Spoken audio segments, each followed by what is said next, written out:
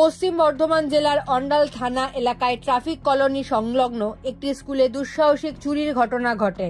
ঘটনায় আতঙ্ক ছড়ায় এলাকায়। নগদ টাকা ও বেশ কিছু নথি চুরি হয়েছিল বলে বিদ্যালয়ের শিক্ষিকা সঞ্জিতা চক্রবর্তী জানান।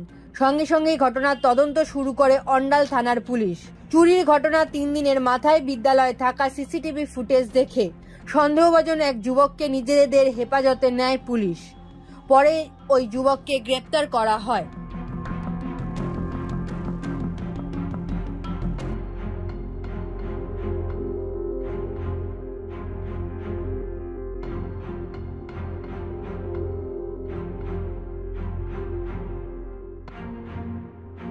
পশ্চিম বর্ধমান থেকে হরি ঘোষের রিপোর্ট, ANM নিউজ।